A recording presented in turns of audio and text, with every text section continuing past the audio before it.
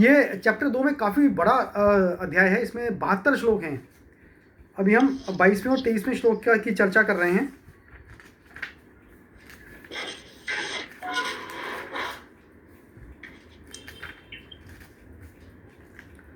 तो इन्होंने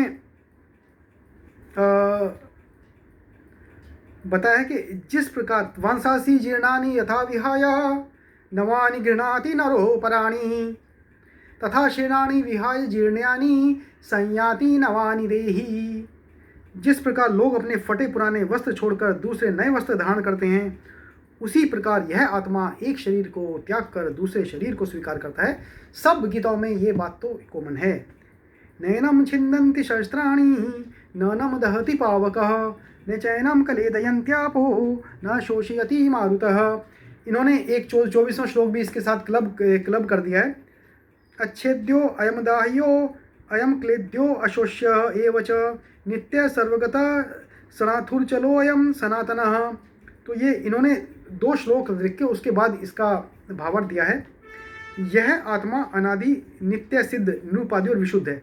तो इसके परपार्ट में क्या बोल रहे हैं कि ऐसी कमेंट्री में, इसलिए यह आत्मा अनादि मतलब इसका कोई आदि नहीं है, जो कहीं से शुरू नहीं हुई, नो बडी कैन टेल, नित्य सिद्ध निरुपाधि और विशुद्ध है, प्योर है, इसलिए शस्त्र आदि से इसका छेदन नहीं किया जा सकता। प्रलय के जल से भी यह भीग नहीं सकता और अग्नि से भी यह दग्ध नहीं किया जा सकता। वायु की महाशोषक शक्ति भी इस पर अपना असर नहीं डाल पाती। हे अर्जुन, यह आत्मा शाश्वत नित्य निरंतर अचल और सर्वव्यापी है, इसलिए स्वयं ही परिपूर्ण रहता है। ये अपने आप में परिपूर्ण है, इसको किसी दूसरे पे डिपेंड होने की जरूरत नहीं है। It is self sustainable. तो ये इसके अंदर कहा गया। और मैं एक स्कॉलर्स जो है डॉक्टर सर्वपल्ली राधाकृष्णन, उन्होंने भी एक गीता लिखी है, वो स्कॉलर थे, बहुत गहन अध्ययन किया। उनके बारे में बताता हूँ इन्होंने क्या लिखा है।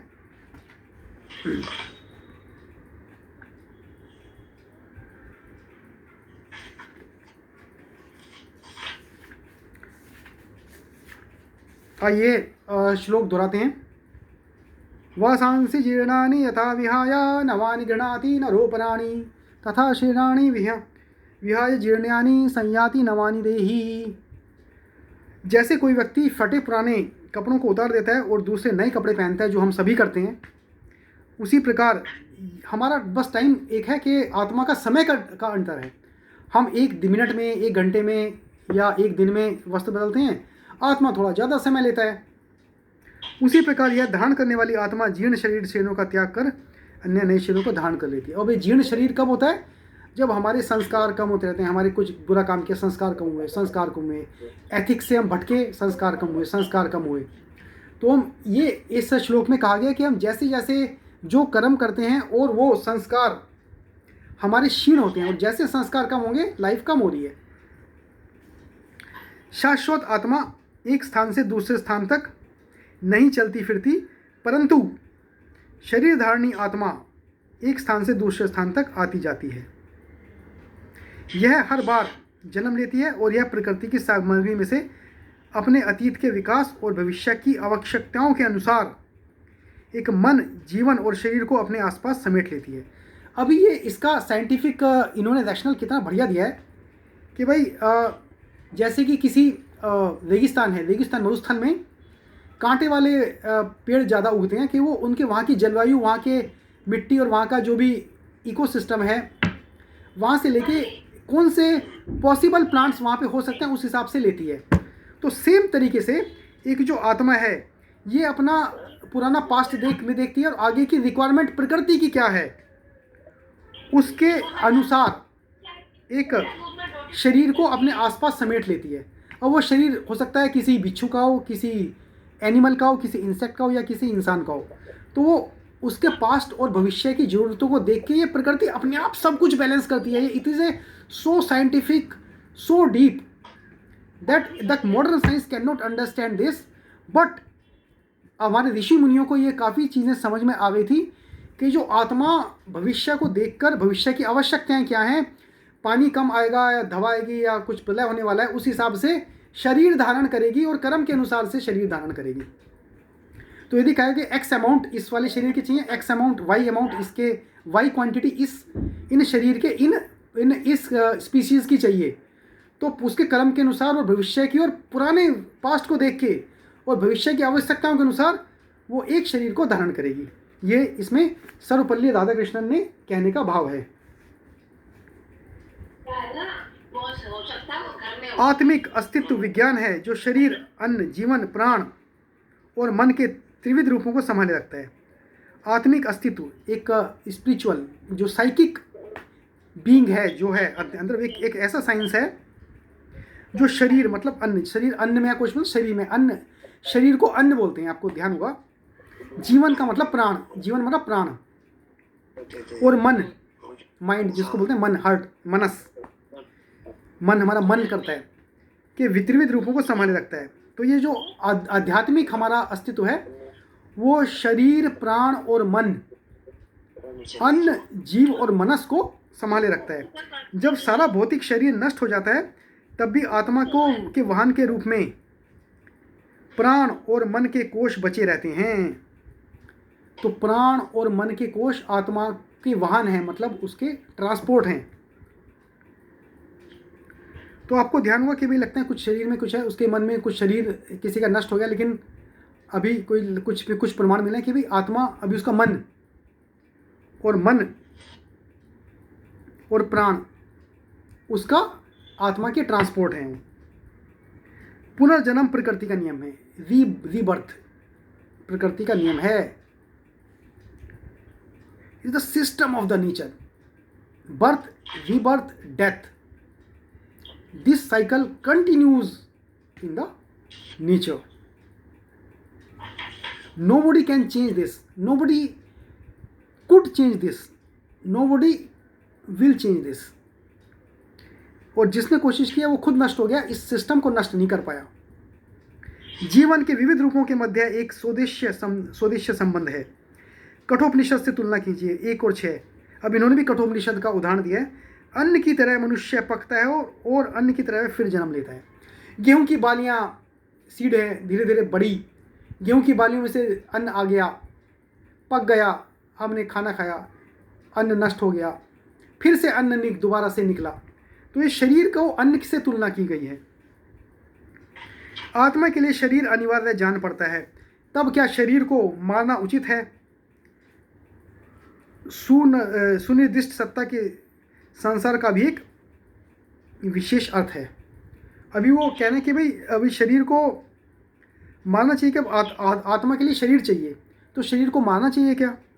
तो अभी नैनम छिदन्ति शस्त्राणि नैनम दहति पावक न चैनम क्लेदयन्त्यापो न शोषयति मारुतः। शस्त्र इस आत्मा को छेद नहीं पाते और न अग्नि इसे जला पाती है, पानी इसे गीला नहीं करता और न वायु ही इसे सुखा पाती है।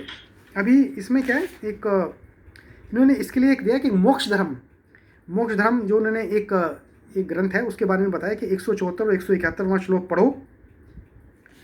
तो अभी इसके बारे में उन्होंने कहा है।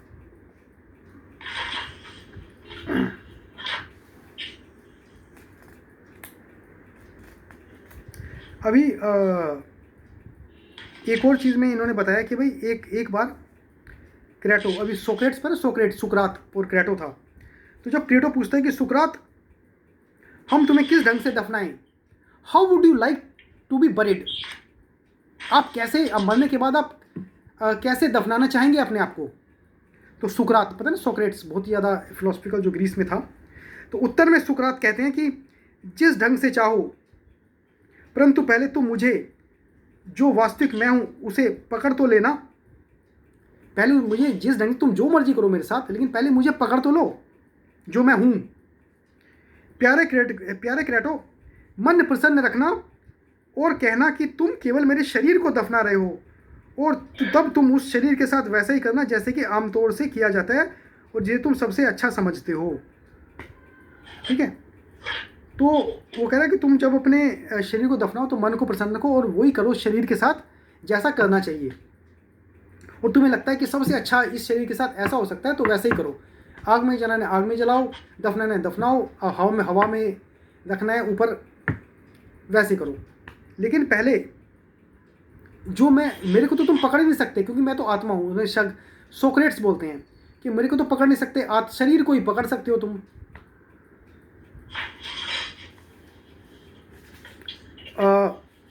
इसके बारे में अभी हम एक 5वीं गीता लेते हैं, जिसको मैंने बताया कि इसमें प्रश्न उत्तरों के हिसाब से शब्दों का परपट व्याख्या की गई है।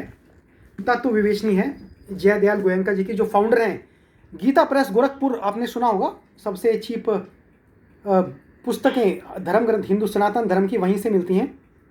उसके संस्थापक थे जयदयाल गोयनका जी। तो इन्होंने भी एक व्याख्या लंबी चौड़ी की है।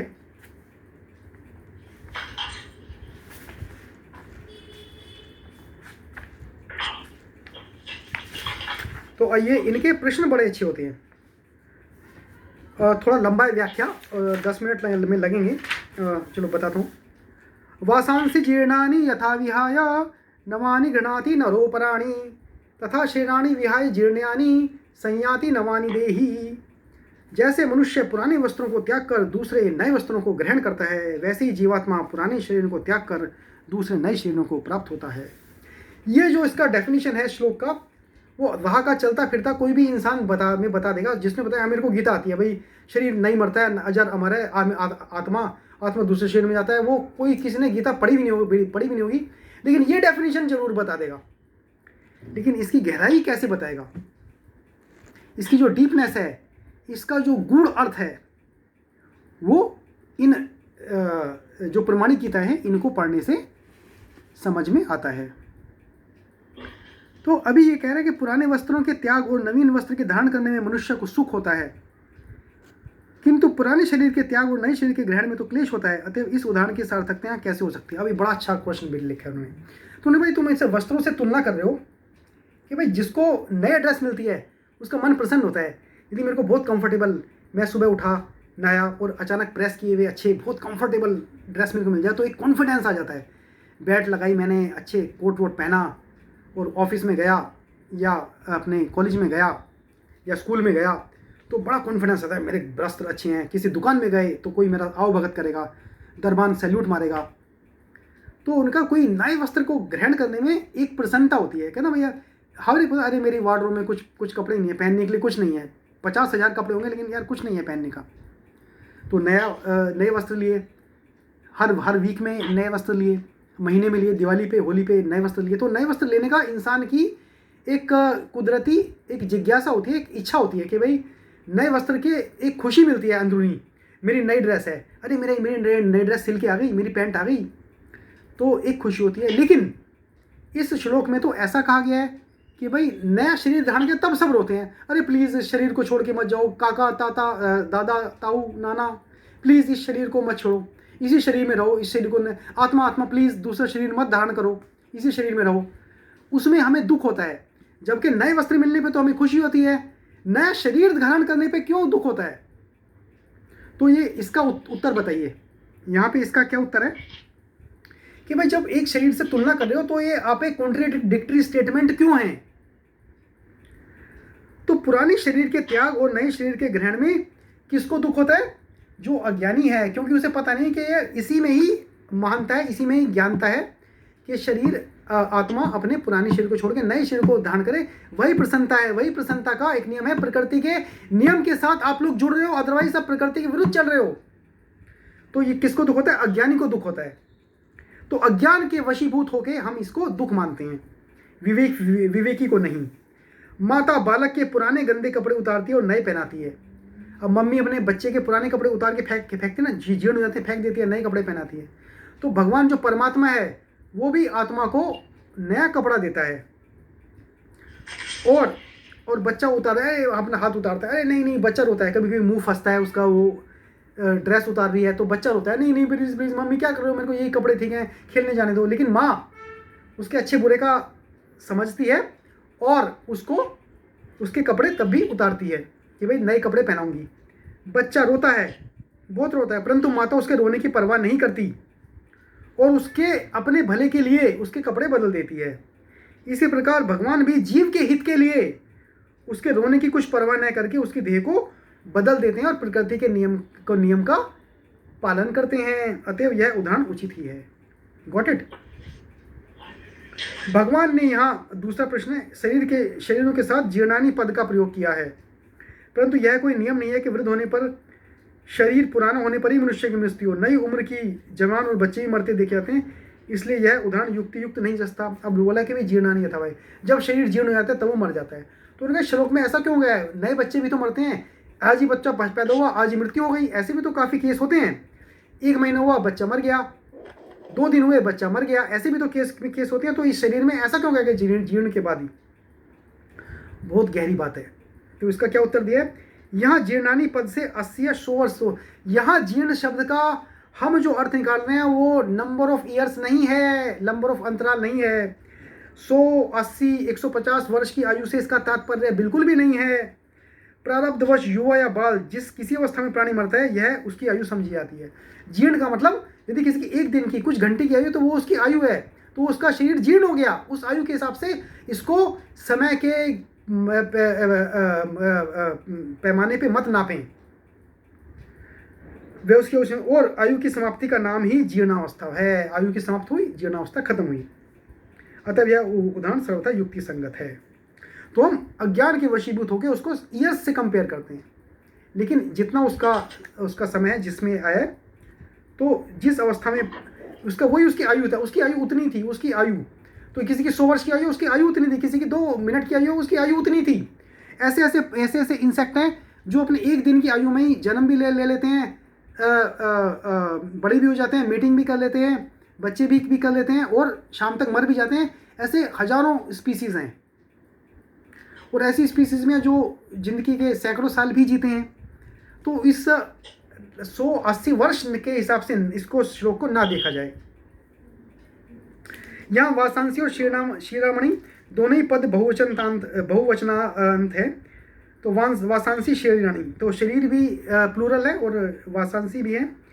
कपड़ा मतलब कपड़े भी, कपड़ा बदलने वाला मनुष्य तो एक साथ भी 3-4 पुराने वस्त्र त्याग कर नए धारण कर सकता है, परंतु देही यानी जीवात्मा तो एक ही पुराने शरीर को छोड़कर दूसरे एक ही नए शरीर को प्राप्त होता है। एक साथ बहुत से शरीरों का त्याग या ग्रहण युक्ति से सिद्ध नहीं है, अतः शरीर के लिए बहुवचन का प्रयोग अनुचित प्रतीत होता है। ये कितना अच्छा क्वेश्चन पूछा है।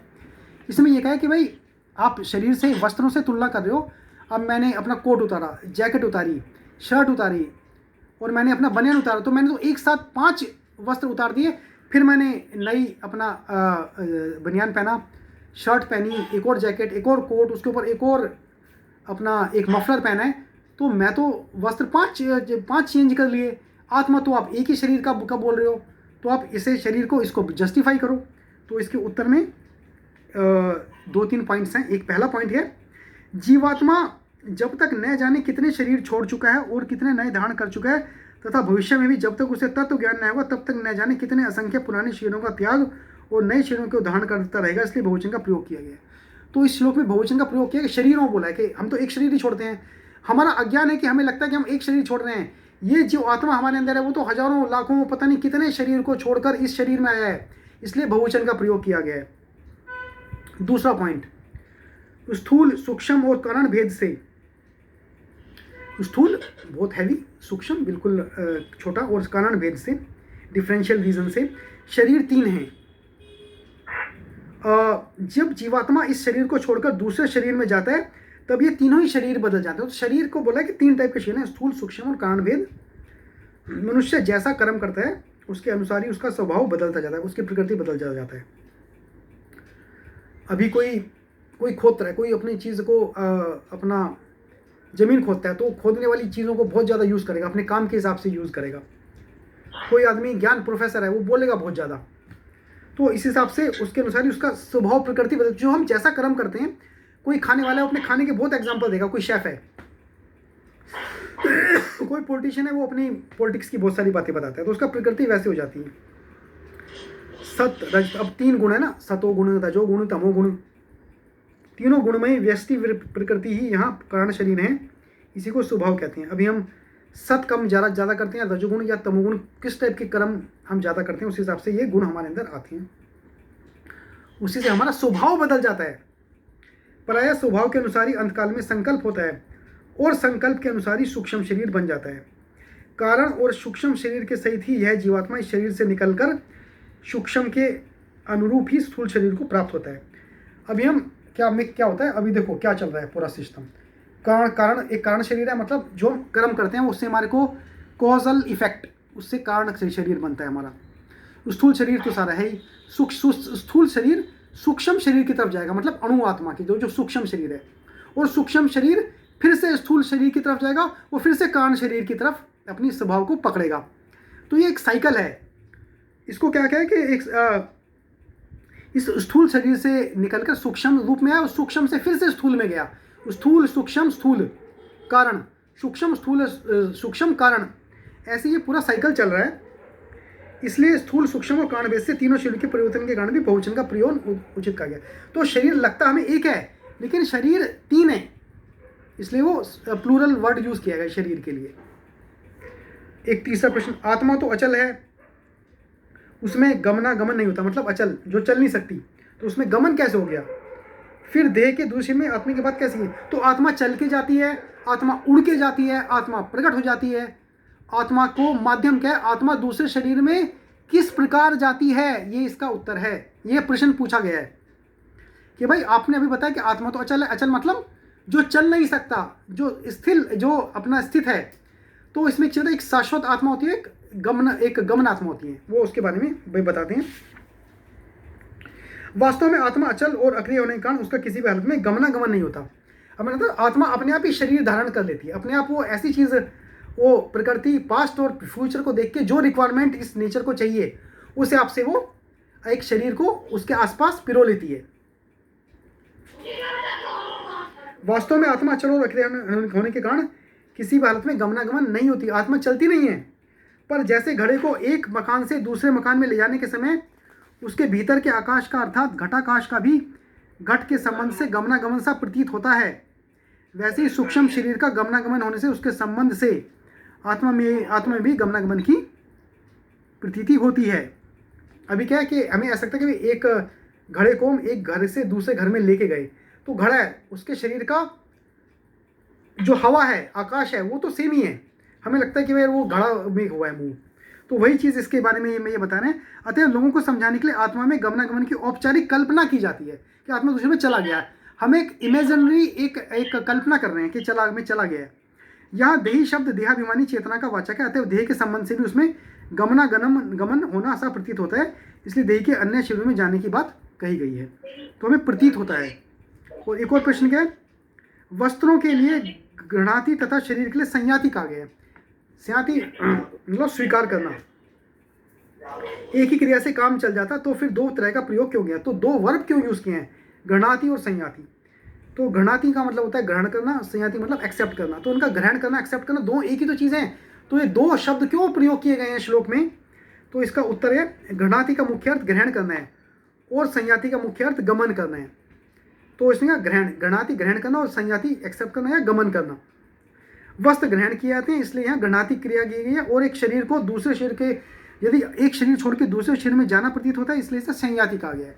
तो गृणाति और संयाति है ना, गार्बेज, वेस्टेज, रबिश, हम अलग अलग शब्द यूज करें, अलग अलग जगह पे अलग अलग शब्द यूज करें। तो ग्रहण करना, किसी एक चीज़ को ग्रहण आई, और संयाति एक शरीर से दूसरे शरीर को छोड़ के गई, संयाति शब्द यूज किया। लास्ट प्रश्न है, नरह और देही, इन दो पदों का प्रयोग क्यों किया गया है? एक से भी काम चल सकता था। तो नर और देह, मनुष्य और देह। नर पद मनुष्य मात्र का वाचक है और देह जीव, समस्त जीव समुदाय का। तो एक नर लिएगा मनुष्य का, और देह क्या बोला है?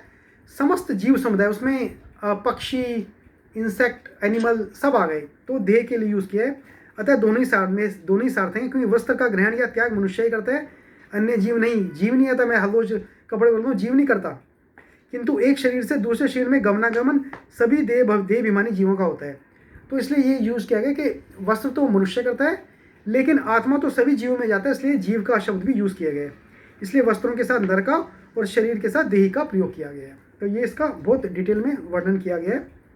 अब इसका संबंध बताया गया इसमें कि इस प्रकार एक शरीर से दूसरे शरीर के प्राप्त होने में शोक करना अनुचित सिद्ध करके अब भगवान आत्मा का स्वरूप दुर्विज्ञ होने के कारण पुनः 3 श्लोकों द्वारा प्रकारांतर से उसकी नित्यता, निराकारता और निर्विकारता का प्रतिपादन करते हुए उसके विनाश की आशंका से शोक करना अनुचित सिद्ध करते हैं। तो वो उसको बोलते हैं कि भाई इसको शोक मत कर, इसलिए युद्ध कर, ये उसका बताए। नैनम छिदन्ति शस्त्राणि न नम दहति पावकः न चैनम कलेदयन्त्यापो न शोष्यति मारुतः। इस आत्मा को शस्त्र नहीं काट सकते, इसको आग नहीं जला सकती, इसको जल नहीं गला सकता और वायु नहीं सुखा सकता। इसके बारे में प्रश्नोत्तरी है। तो पहला प्रश्न है, इस श्लोका का क्या अभिप्राय है? What is the meaning of this shloka? तो उसका उत्तर है, अर्जुन शस्त्र अस्त्रों द्वारा अपने गुरुजन और भाई बंधुओं के नाश होने की आशंका से शोक करे। तो उनका मैं अस्त्र चलाऊंगा, वो भी चलाएंगे तो नाश होगा लोगों का। अतः उनके शोक को दूर करने के लिए भगवान ने इस श्लोक में पृथ्वी आदि चारों भूतों को आत्मा का नाश करने में असमर्थ बतलाकर निर्विकार आत्मा का, जिसका कोई आकार नहीं है, निर्विकार आत्मा का नित्यत्व और निराकारत्व सिद्ध किया है। मतलब ना तो उसका कोई आकार है, ना वो नित्यत्व है, मतलब क्या वो, ना वो अनित्य है, मतलब वो नित्य है ना। तो बताया कि भाई तू तो ऐसे कहता है भाई शरीर चलाएगा, अस्त्र चलाएगा तो शरीर नष्ट हो जाएंगे, और शरीर नष्ट होंगे, आत्मा नहीं नष्ट होती, ना उसे कोई नष्ट कर सकता है, इसलिए वो शब्द यहाँ प्रयोग किए गए हैं। अभिप्राय यह है कि शस्त्रों के द्वारा शरीर के काटने पर भी आत्मा नहीं कटता, अग्न्यास्त्र द्वारा शरीर को जला डालने पर भी आत्मा नहीं जलता, वरुणास्त्र से शरीर गला दिए जाने पर भी आत्मा नहीं गलता, और वायव्यास्त्र मतलब वायु के द्वारा शरीर को सुखा दिए जाने पर भी आत्मा नहीं सूखता। शरीर अनित्य एवं साकार वस्तु है। तो आत्मा नित्य है, शरीर अनित्य है, आत्मा निर्विकार है, शरीर साकार है। अतः किसी भी शस्त्रादि पृथ्वी तत्व द्वारा या वायु अग्नि और जल के द्वारा उसका नाश नहीं किया जाता। तो क्यों शोक कर रहा है? धनुष बाण चला और युद्ध कर, ये श्री कृष्ण उसको समझाने की कोशिश कर रहे हैं। तो आइए इस आज का यहीं पर इस सत्र को समाप्त करते हैं और 24वें श्लोक से अगले सत्र में शुरू करेंगे। और बंद करने से पहले अध्याय के थोड़ा सा कीर्तन करते हैं, मेरे साथ बोलिए। हरे कृष्णा कृष्ण कृष्णा हरे हरे, हरे राम राम राम हरे हरे, हरे कृष्णा कृष्ण कृष्णा हरे हरे, हरे राम राम राम हरे हरे, हरे कृष्णा कृष्ण कृष्ण हरे हरे, हरे राम राम राम हरे हरे, हरे कृष्णा कृष्ण कृष्ण हरे हरे, हरे राम राम राम हरे हरे, हरे कृष्णा कृष्ण कृष्ण हरे हरे, हरे राम राम राम हरे हरे। बोलो हरे कृष्णा कृष्ण कृष्ण हरे हरे, हरे राम राम राम हरे हरे, हरे कृष्णा कृष्ण कृष्ण हरे हरे, हरे राम राम राम हरे हरे, हरे कृष्णा कृष्ण कृष्ण हरे हरे, हरे राम राम राम हरे हरे, हरे कृष्णा कृष्ण कृष्ण हरे हरे, हरे राम राम राम हरे हरे, हरे कृष्णा कृष्ण कृष्ण हरे हरे, हरे राम राम राम हरे हरे, हरे कृष्णा कृष्ण कृष्ण हरे हरे, हरे राम राम राम हरे हरे। तो अगले बृहस्पतिवार शाम को 7:30 से 8:30 बजे फिर से जुड़ेंगे।